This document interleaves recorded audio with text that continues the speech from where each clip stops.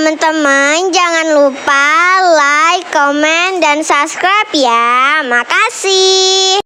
Assalamualaikum, bagaimana kabarnya hari ini? Semoga semuanya dalam keadaan sehat walafiat ya. Aktivitas pagi hari ini mau ke pasar dulu. Sebenarnya nggak ada rencana mau ke pasar, tapi karena anak-anak dan Pak Su mau makan pisang goreng, akhirnya aku memutuskan untuk ke pasar aja. Karena kalau masih pagi, tukang sayurnya belum ada. Ini aku dianterin sama Pak Su ya, mumpung Pak Su lagi libur. Nah, nggak lupa si Bontot ngikut juga karena nggak mau ditinggalin sama kakak-kakaknya di rumah. Perjalanan dari rumah ke pasar nggak jauh ya teman-teman, cuma butuh 15 menit aja. Nah, tiba-tiba ini udah nyampe pasar. Bela-belain ke pasar cuman buat beli pisang doang ya, karena alhamdulillah stok sayur dan ikan di rumah masih aman. Oke, ini sudah sampai di tempat penjualan pisang. Nah, segala pisang ada di sini.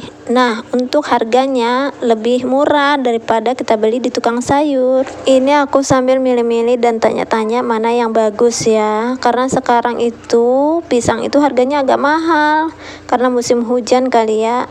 Setelah aku pilih-pilih dan dapat yang bagus, terus jangan lupa ditawar-tawar juga ya. Nah, setelah dapat pisangnya, kita mampir dulu ke tempat bakso, sekalian mau ngisi perut dulu ya. Ini salah satu bakso dan mie ayam langganan kita. Nah, ini kita lagi makan. Kita kebetulan tadi pesan mie ayam aja. Ini anakku lagi menikmati. Setelah perut sudah terisi kenyang, nggak lupa juga kita bungkusin buat yang di rumah. Ini aku sudah sampai rumah, mau beres-beres piring dulu. Ini piringnya sudah dicuci semalam ya, jadi tinggal dirapi-rapiin ke tempatnya masing-masing. Pokoknya kalau sudah sampai rumah, pekerjaan kita itu bertambah ya. Ya, namanya kita ibu rumah tangga ya, jadi segala sesuatu dikerjakan sendiri. Sambil aku beresin piring ini, aku mau cerita sedikit ya tentang perjalanan kemarin kita liburan ke Jogja. Sebenarnya bukan pergi liburan ya, karena kita perginya juga dadakan, karena ada adik sepupu yang mau wisuda. Berhubung paman dan bibinya Pak Su mau nemenin anaknya yang pergi wisuda. Nah, ini perjalanan mereka yang terakhir ya untuk ke Jogja. Dikarenakan ini anak terakhir yang sekolah di Jogja, jadi kita bela-belain buat ketemu sama mereka. Singkat cerita, kita putusin untuk berangkat malam harinya pada jam 12 malam. Kita bela-belain ya, karena kapan lagi kita ketemu sama mereka, karena kita juga nggak punya kesempatan buat pulang kampung lagi.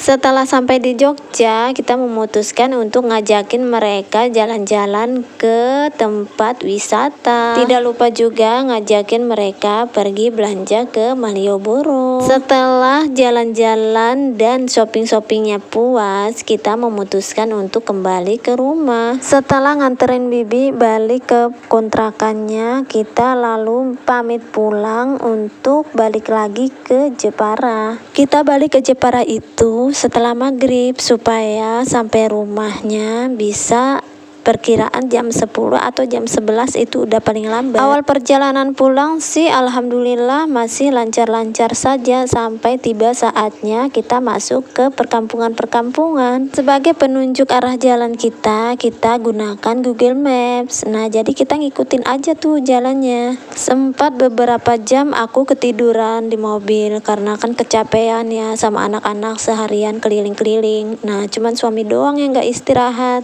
Setelah bangun dari tidur, aku tuh ngeliat, loh kok kayak jalannya agak lain ya seperti jalan yang kita lewatin. Tapi di situ aku masih positive thinking ya. Lambat laun aku perhatikan, loh kok jalannya makin aneh. Maksudnya makin aneh itu kenapa perjalanan itu makin menjauh dari jalan besar. Setelah aku perhatikan, aku teliti, nah jalannya itu masuk sawah-sawah, tanjakan, pokoknya di samping kiri kanannya itu jurang. Ya ampun dah, pokoknya malam itu benar-benar menegangkan buat aku dan keluarga. Qadarullah, kita tersesat dong selama beberapa jam, dan ya Allah, di dalam pikiran cuma pokoknya harus pulang dan udah hampir 3 atau 4 jam kita tersesat di kampung orang, masuk kampung-kampung pelosok, persawahan, kemudian kebun-kebun karet. Pokoknya malam itu ditambah dengan seramnya malam itu hujan, nggak ada orang satupun. Malam itu aku sempat panik banget ya, hampir mau nangis karena udah berjam-jam kita tuh di hutan gitu loh, tanpa ada satupun orang yang keluar dari rumahnya atau sekedar lewat saja. Di situ aku nggak henti-hentinya minta pertolongan sama Allah supaya dikasih jalan keluar, dikasih petunjuk